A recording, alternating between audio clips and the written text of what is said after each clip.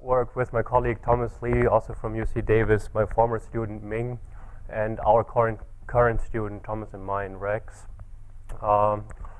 So this work is on combining breakpoint detection with variable selection, and it comes out of the realization that in the past few years there has been a move towards viewing change point problems more in like a regularization framework. So you have the penalized likelihoods. We had a couple talks this morning that already started to talk about that, and that of course bears some resemblance with the variable selection methods that are out there. So the question is, why not combine it? Who tells me if I have two different segments and I do variable selection that the same variable should be included into the model in both of these different pieces of the data? So here's the outline of the talk. I will just briefly introduce segmentation procedures. I don't have to say too much there. I just very briefly say something about the variable selection stuff. And I will talk about, since I want to do it for quantiles, I'll talk about a few of the existing papers on that. The main part will be introducing the methodology. So there will be piecewise quantile regressions, talk about how to do this in this framework, talk about theoretical aspects, and I will also talk a bit about implementation details. And since I didn't trust my forecasting skills, I just say some sets of simulations and applications. So how many we discuss, we can see towards the end, and then a few conclusions. Okay, so this slide is just to convince you that it may be important to look at quantile-specific changes. And just the first one, there's two review papers in the Journal of Time Series papers recently that deal with all the break stuff in mean and or variance. The second point here is to follow the custom that Hernando Ombao is celebrated in his absence, so I'm doing the same thing by referring to his AutoSlex paper and also the AutoPalm paper, because our method is somewhat related to these two contributions, but we're doing it in a quantile framework. So we would like to detect breaks either at a single quantile, and probably because I don't have time, I won't say too much about the multiple quantile case, but it's also possible if you're looking for changes in a specific range of quantiles to combine the method to talk about all quantiles in that particular range. As an example, just briefly, I think Karen Hughes was a PhD student in Manchester, and she and her advisor Tata Supparao, they looked at the increase in Antarctic mean temperatures, and what they found out is that the increase in mean is basically mostly due to an increase in the lower quantiles, while in the upper quantiles not a lot has happened, so they're still pretty much sitting where they were always. Okay, and then variable selection. So if I have a potentially large regression model, I would like to get rid of the redundant predictors. This is typically done in the regularization framework, and there's the three, say, most popular methods, the lasso, the scat, and the adaptive lasso. I come back to this in a little bit when I talk about comparisons of what we want to do with what these methods would give. For quantiles and change points, there is a few contributions. There's one which is already 15 years old by Yushan Bai, who talked about testing procedures for structural breaks in the median. This work was recently extended to other quantiles by Oka and Chu. Those were more geared towards the econometrics people, and they have testing procedures, multiple testing procedures to detect a number of breaks in the quantiles, and they can also estimate the change points. If it comes to quantiles and variable selection, there is Li et al., Li and Zhu, and Wu and Liu, and they deal with the various selection methods for quantiles. And the idea here, again, is to do both things jointly. Okay, so what's the methodology? So first of all, I have to introduce what a quantile regression is. So we have our observations, and what we're doing is we're trying to write the quantile function of yt at a particular quantile tau given the predictor information, as a linear function of those predictors. So there's a quantile-specific parameter function theta of tau that needs to be estimated. If we want to do it on a segmentation, then we need to take this model 1 and put it down to several pieces, and this is done in equation 2 down here. So we're dealing with m+1 segments, so there is altogether we have m breakpoints, k1 up to km, and for convenience I label 0 as k0 and n as km+1. Two different adjacent QR models should have different parameters, and my model parameters then are m, the number of breaks, the locations of the breakpoints, and the quantile estimators for the various segments. Okay. Included in this framework are also quantile autoregressions. It's a somewhat interesting nonlinear time series model. It has its own set of difficulties, but what it is good at is the following. If you have like these treasury bill data here, and you're looking at a series that has explosive behavior in the upper tail, then these quantile autoregressions, because you can do it quantile specific, they can be modeled by a stationary series. So you don't need to segment anything here. If you model it by this QAR2 model that's given here, then you get a reasonable approximation to this dynamics by a stationary model, and I come back to this later. But what I want to say here is, since it's a time series meeting, those quantile autoregressions, they can be included into this framework as well by just using the lags of y as the axis. Okay, so the next thing I need to talk about is how to estimate theta of tau then. Typically in the quantile regression framework, it is done by solving this convex optimization problem that involves the check function. That is a pretty old paper by Kunker and Bassett, but it's influential. For us, it's important that solving this problem up in 3 is equivalent to maximizing the likelihood function that comes from an asymmetric Laplace distribution with parameter tau. So in this case, we can write down a likelihood function, and this will help us later to define an MDL criterion for the segmentation variable selection problem.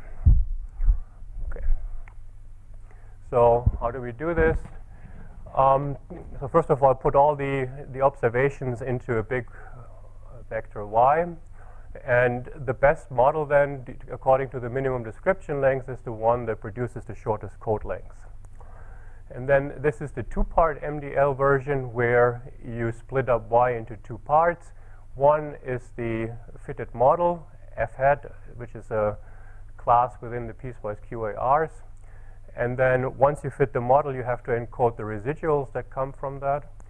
And the idea is to define, we have to derive the code length for this, and then overall the code length for a specific quantile model at a given tau is just given by the sum of whatever you need to store the model and whatever you need to store the residuals.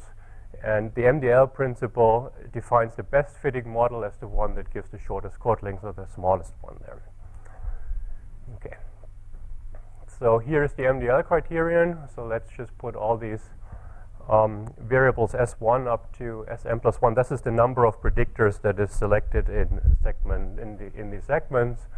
So we get the joint criterion here, MDL, which depends on all these parameters.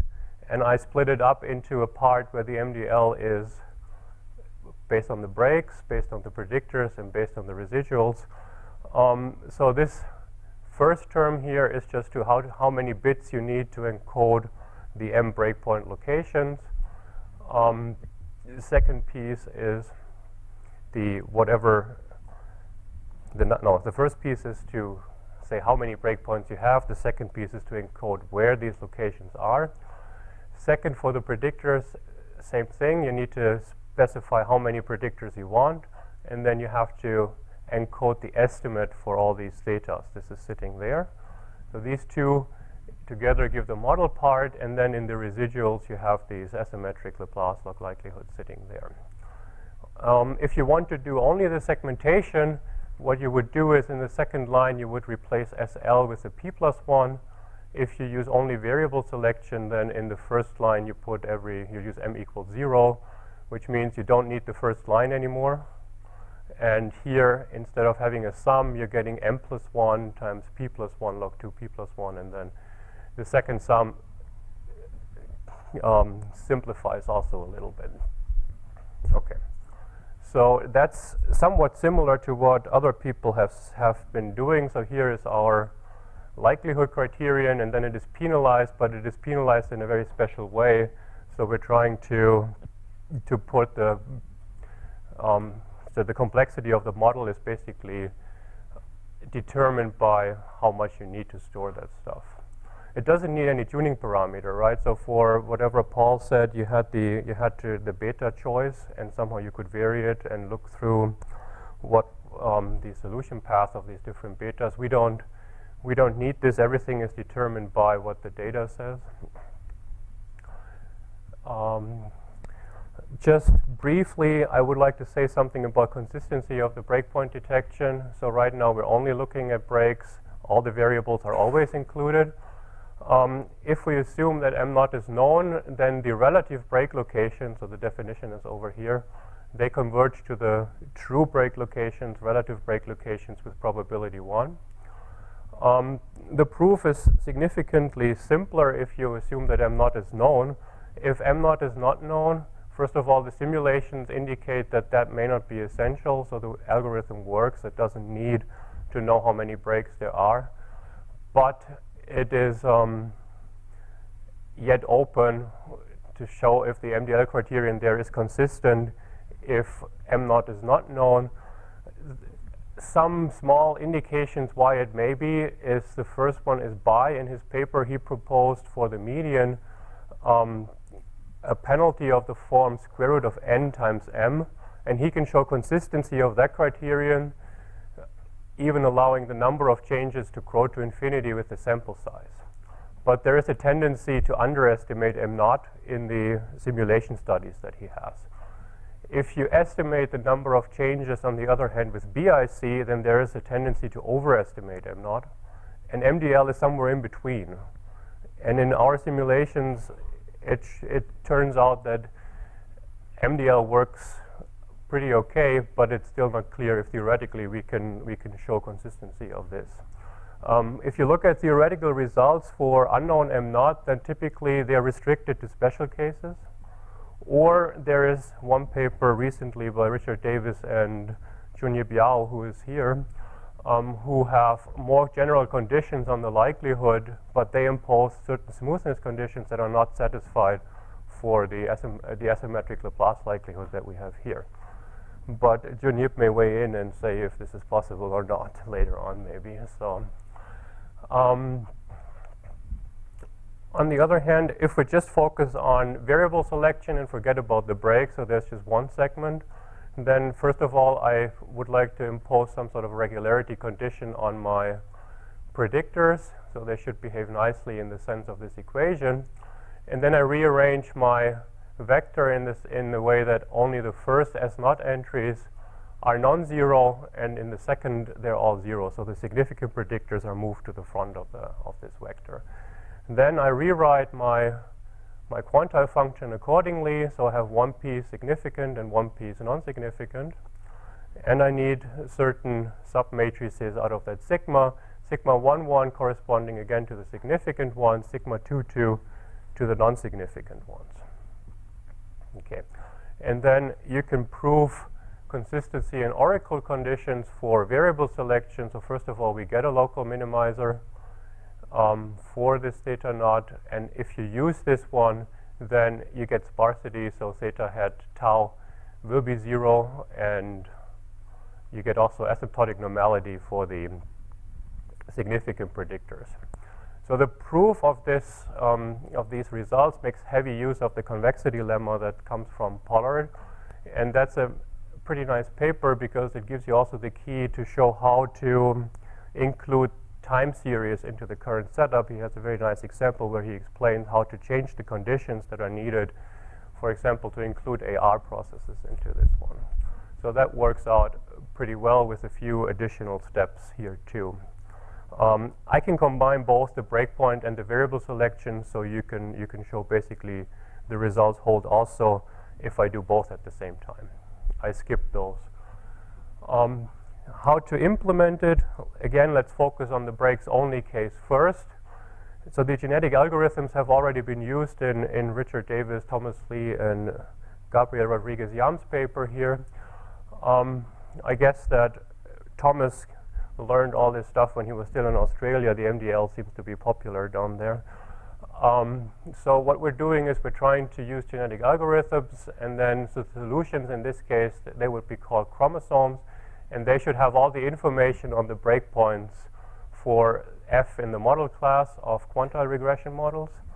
And what we're doing is we're just going through the observations. Delta 1 up to delta n here is the gene value. And the delta is -1 if there is no breakpoint, and it is +1 if at time t there is a change point.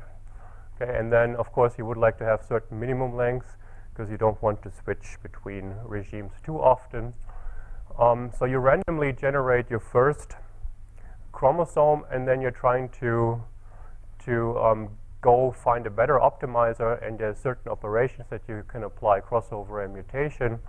So it's not the actual likelihood estimator or penalized likelihood estimator that we're getting out of this, but it is just an approximation to the solution. So this is in contrast to the first two talks. You can use the island model to speed up convergence, and there's a convergence criterion in the last line. Okay, so just quickly the change for the more general cases. For variable selection, we're doing the same thing, which is saying it is -1 if the variable is not selected, it is +1 if we put it into the model. Make sure that you don't take more than you can actually have, and then find the approximation to the optimizer in the same way. If you do both at the same time, you can use a nested GA. So you create first one that contains the breakpoint information, and then you create a second one for each of the segments that tells you which variable should be there and which one should not be there.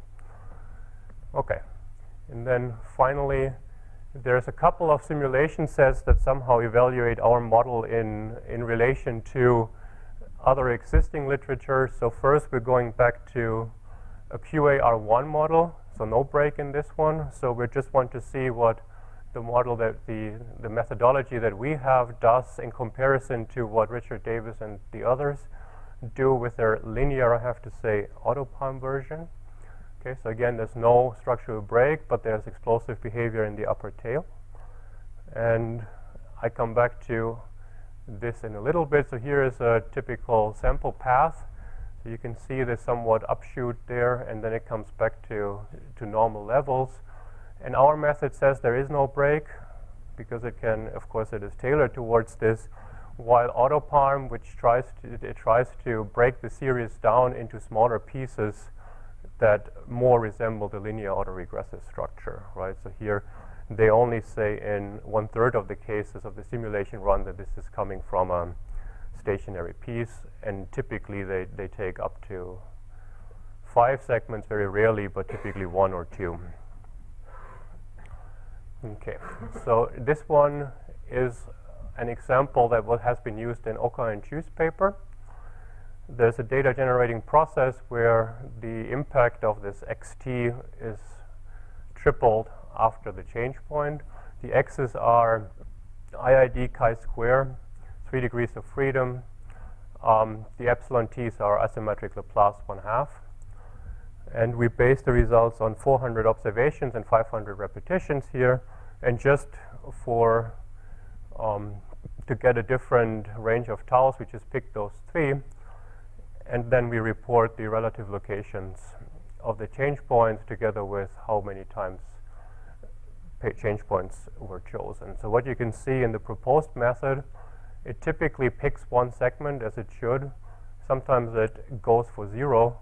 Oka and Chu has a tendency to slightly overestimate, so sometimes they go for 2 breaks instead of 1. If both go for 1, then the estimation of the mean works relatively similar in both cases. it appears that the proposed method is a bit better in this example. We did a few other simulation runs too, and in all cases the proposed method seemed to slightly outperform Oka and Chu, so that's good. The third simulation is a comparison with the variable selection procedure of Wu and Liu. And those guys use the simulation from this regression model where xt is an 8-dimensional regressor and beta has 3 non-zero component and 5 zero components. And then the x's that are sitting in there are standard normal and they are correlated in this way. And there were 2 values of sigma that were used. There was sigma equals 1 and sigma equals 3, so a low and a high noise scenario. And then we have 100 observations and 500 repetitions to replicate what they did. We look at the same 3 quantiles. Okay, so then we look at how many insignificant predictors were correctly removed, and we look at how many significant predictors were wrongly removed from the model. Okay, here's the table. So first thing, for the low noise scenario, sigma 1, MDL is very good at keeping the correct, at removing the insignificant predictors, right? So it always does it right, while the others can have some more trouble. All are good in terms of the wrong column here. If you increase the noise level, then MDL still does pretty good on the removing part, but it deteriorates on the wrongly removed significant ones. So it tends to remove more than it actually should in high noise scenarios. So that's something that I guess is known about MDL, that when you increase the noise, it doesn't work that well anymore. Okay, and then finally, I talk about 2 breaks and 3 variables just to show how it works in a case when both things actually happen. So there's 3 pieces, and then the variables that are involved is different. Only the first one plays a role for the first segment, first and second on the second segment, and second and third on the last one. Okay, and then it performs relatively well, especially in terms of the breakpoint estimation here. So you get the 1/3 and 2/3 relative locations pretty nicely, and it does okay on the variable selection pieces too. Okay, there's no method that I could compare this to. And then maybe I conclude with just one application, this one here. So there's the treasury bills again. Again, there's something that has explosive behavior in the upper tails. And what I can do is the following. I can actually model this using a QAR2 model with cubic polynomial coefficients. And I'm using 12 parameters, so it's not like a low parameter fit, but 12 parameters give you a stationary fit for this one. And you can estimate these coefficients in the following way. So instead of having a segmented 15 pieces linear model, you can try to do it in a stationary way. And if you simulate from that model, then the sample path actually looks something like the treasury bill data. So it seems like the typical features of this interest data are somewhat captured by whatever was going on. Okay, I had another example, an interest rate where the interest rate is, and you use 2 predictors, money supply and cyclically adjusted budget, and maybe just to show you that something reasonable came out, the correlation plot. So what we find is that the behavior, the input, how x1 influences y actually changes quite a bit. So here's a somewhat positive correlation, and it turns into a negative correlation over there. So the method can detect this. It finds this change in 1978. I was trying to figure out if something happened there, but I could not. So if you know what happened in 1978 to those things, I would be grateful to find out. And I guess I quickly conclude. So we have a new segmentation procedure that can do breakpoint detection and variable selection at the same time. I've only talked about individual quantiles, but it could be done for a whole collection of quantiles. We have simulation results that support the theory. The simulation result is okay. Data applications seem to also work satisfactory. And, oh, this one comes in twice. I think that it would be worthwhile to look into how to actually incorporate whole stretches of quantiles if you have reason to believe that something is going on in those quantiles or something is important there. And with that, I would like to stop. Thank you.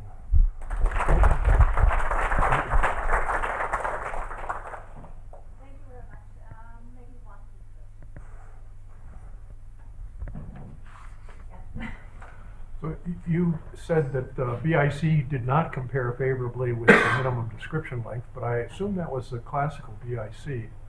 One of the reasons we computed a different version of BIC was to take care of problems like this. I agree. And I had a student whom I asked, and I wish I could say something more precise. I asked him to compare minimum description length with the modified BIC in some class of problems. I can't even tell you the class of problems. I think they were broken line regression, maybe something else. Yeah, no, I agree with you. He said they're virtually the same thing. Yeah, I have to say that I did not compare to your modified BIC, but I assume that the results would be much more similar to this.